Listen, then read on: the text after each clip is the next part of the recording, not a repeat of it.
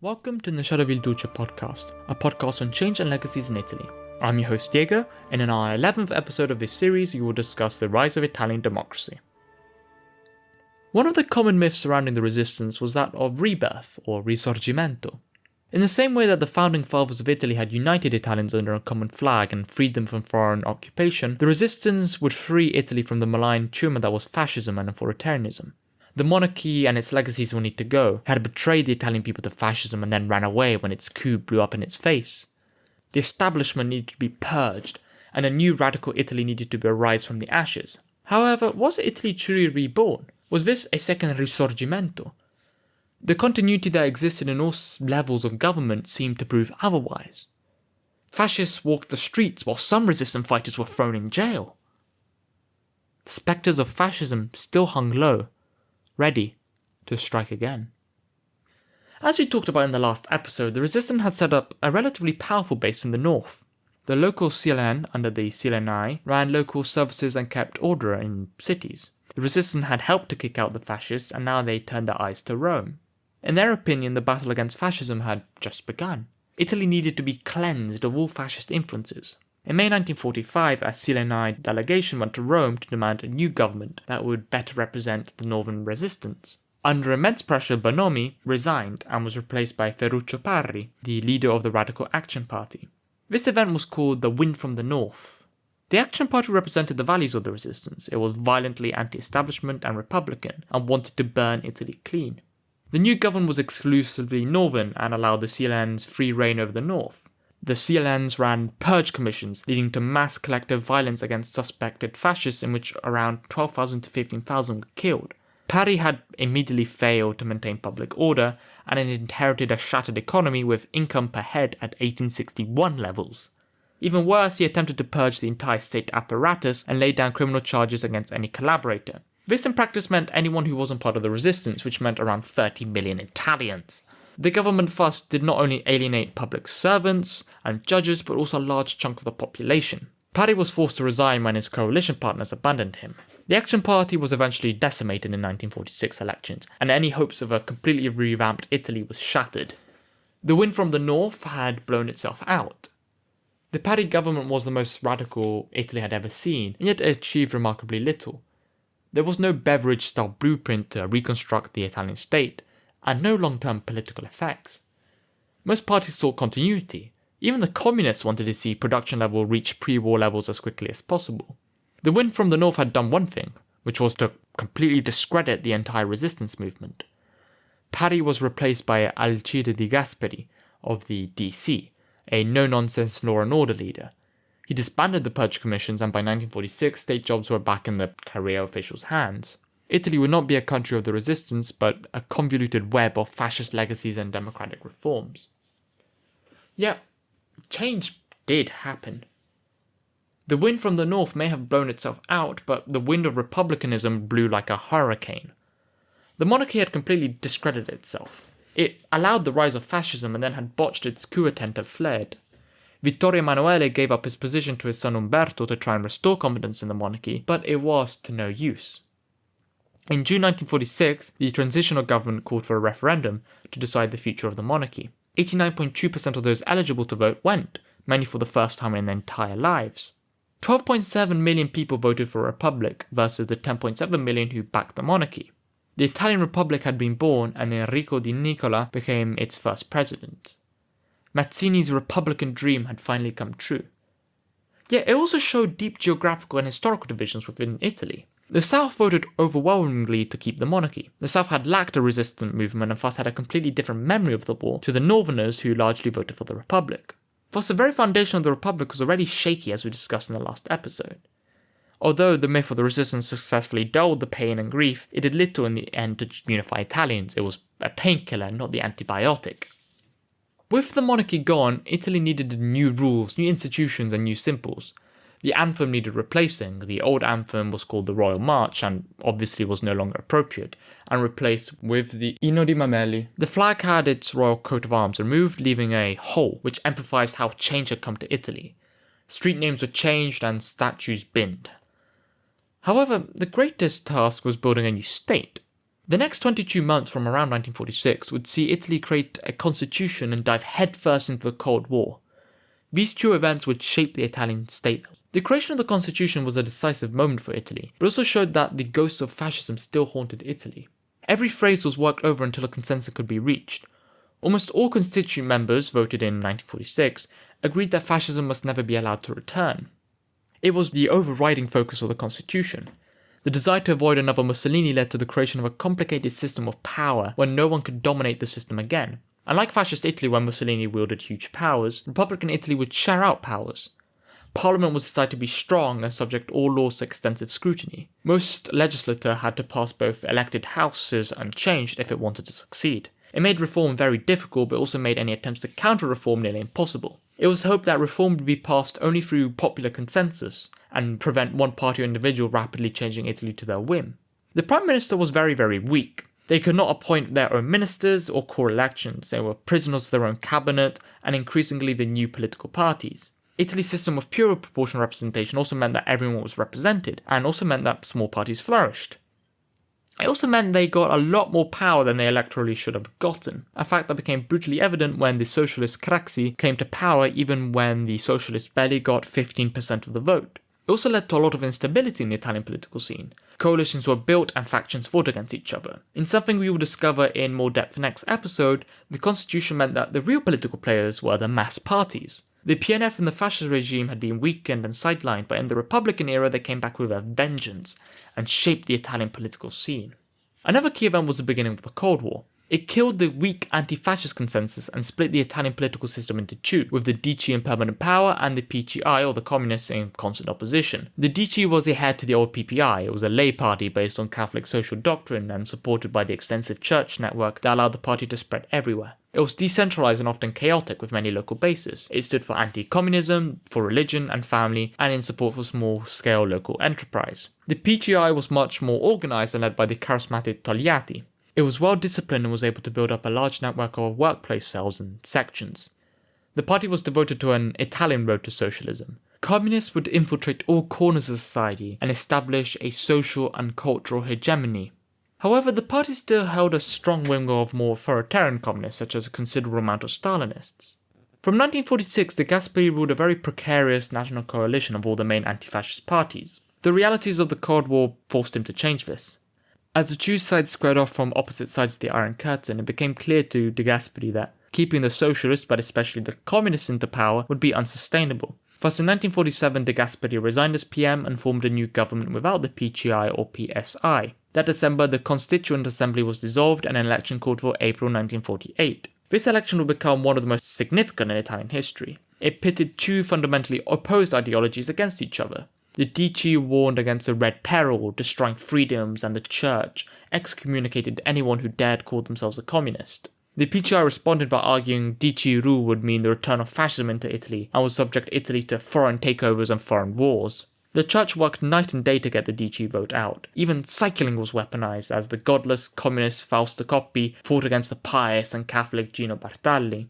The turnout on the day was astounding. 92% turned out to vote. There were reports that even the sick were brought out to the polls. The Duce had won a decisive victory, crushing the communists and socialists. They had won 48.5% of the vote, or 12 million in total. Only 31% chose the combined communist and socialist platform. The election, and generally the Cold War, affected the Italian political scene significantly. The Cold War broke the weak anti-fascist consensus in politics and split Italian politics and society in two, with Catholics on one side and communists on the other. It ensured that the Duce would dominate politics until the 90s, and made sure that the PCI could never gain power. Cold War dynamics meant that a communist-led Italy would have raised alarm bells in Washington, and Togliatti knew this. The PCI first took on the monopoly of opposition, which helped to consolidate Duce rule even further. The 1948 election proved decisive and proved to have serious consequences for Italian democracy. The eventual victory by the Duce wasn't only a victory against the communists, it was also a victory against the resistance and its radical views. One of the more common views of the resistance, especially in the 70s, was that of a resistance betrayed. The values of the resistance were disposed of when they became a thorn in the side of the establishment. The hopes of a new Risorgimento proved to be very idealistic. The collapse of the Wing of the North and the Purge Commissions meant that fascism still had an important say in the Italian political scene and state. As we have seen, there was little want for a thorough purge. In 1946, Togliatti, the communist, and at the time the justice minister, extended an amnesty to many ex-fascists and significantly reduced the prison sentences. Many former fascists were thus allowed to walk free. Many pretended nothing had happened and it was in bad taste to bring it up. There was no Italian Nuremberg, and war criminals and fascists walked the street as free men. The worst of these was Graziani, which we talked about a couple of episodes ago, who butchered away across his colonies and was let go just a year into his 19-year sentence. He also later joined the neo-fascist parties. However, one of the greatest legacies continued in the state apparatus. We will begin with the judiciary and laws. The judiciary system is, at least in the early republic, was nearly identical to the fascist one. Both the personnel and the laws remained similar, if not identical. Judges remained a conservative and close caste. They were mostly Southerners, hated the anti-fascist resistance, and had been mostly PNF members. Most of them hanged on to their old ways, and many more were loyal to fascism rather than democracy. These judges also helped held many of the existing fascist penal codes. Laws surrounding the defamation of the state institutions was still implemented well into the 1950s, and it only became illegal to interrogate a suspect without a lawyer in 1968. It meant that the explicitly anti-fascist constitution of 1948 was in conflict with many ordinary laws applied by judges. Italy was a democracy, but the old servants of the fascist regime worked to undermine it. It took until 1956 for a constitutional court to be founded. This court soon managed to strike down many of the more heinous fascist laws, much to the annoyance of senior judges. However, the court was limited in its impact. It was itself rather conservative, as many of its members were plucked straight from the fascist establishment. The most disgusting of these was Gaetano Azzarratini, who had served as the president of the Tribunal for the Defense of the Race, which dealt with matters related to the 1938 anti-Semitic laws. He also managed to make a handsome amount of money by blackmailing Jews and families. He managed to avoid purges and reconstructed his history as one of a brave anti-fascism. In 1956, he was appointed as a judge of the newly formed Constitutional Court. The highest court of the land, designed to fight back against any fascist comeback, had a member who had been once a proud fascist and profited over the suffering of others. The court thus sometimes made very bizarre rulings. In 1961, the rule decided that the law on adultery, which punished only women, was not unconstitutional, even though it technically was. It was reactive and not proactive. Judges were also made more independent in 1958. The Minister of Justice lost a lot of control of the judges, and judges organised and disciplined themselves.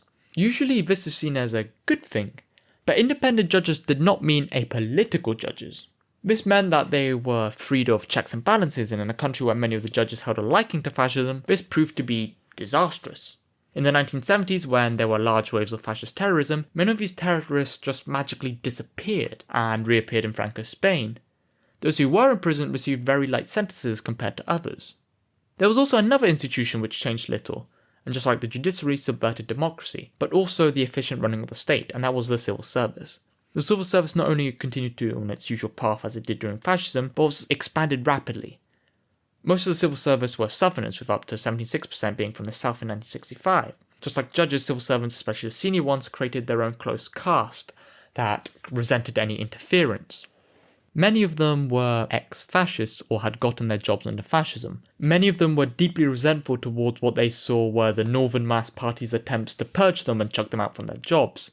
This created a gulf of mutual suspicion between the Northern, usually anti-fascist politicians, and the mainly Southern administration who despised the anti-fascist values. This thus created a very inefficient and bloated civil service that did not help the Italian state but rather subverted it at every turn. It was slow, unwieldy, and was more focused on giving itself nice pensions than actually working for the Italian people. In 1976, there were still 740,000 claims for compensation to war-damaged housing that had not been reviewed. The civil service failed to act out on politics and policies voted by the people and was unreformable.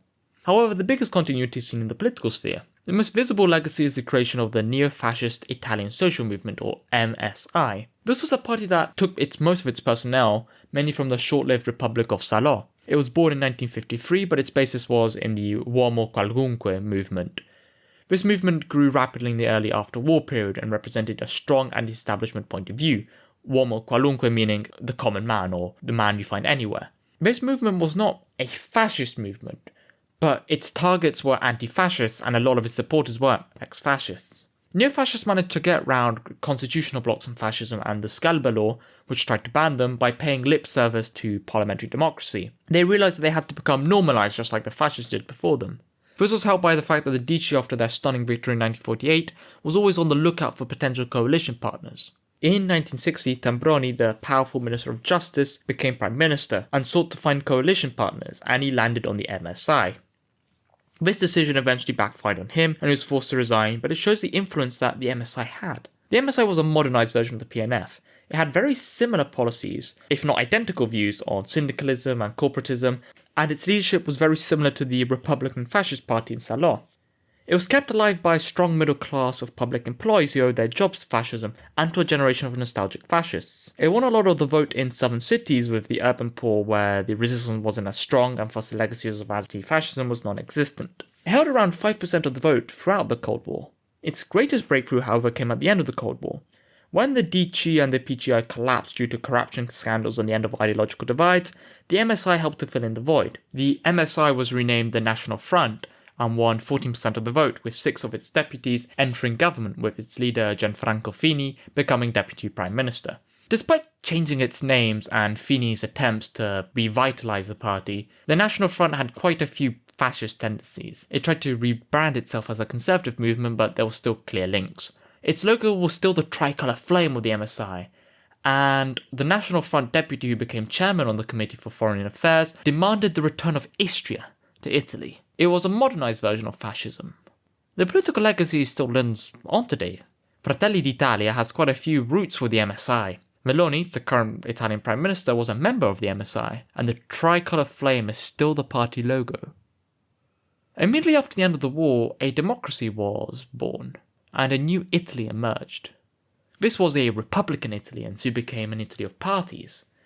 It was an Italy of dispersed powers. Never again would a tyrant rule Italy and shape it from the inside. The tight webs of checks and balances ensured that no one had enough power to upend the democratic system. Yet despite this, elements of the old regime not only remained but flourished, like the civil service. The monarchy may have gone, but state bureaucracy still functioned as it did during fascist time.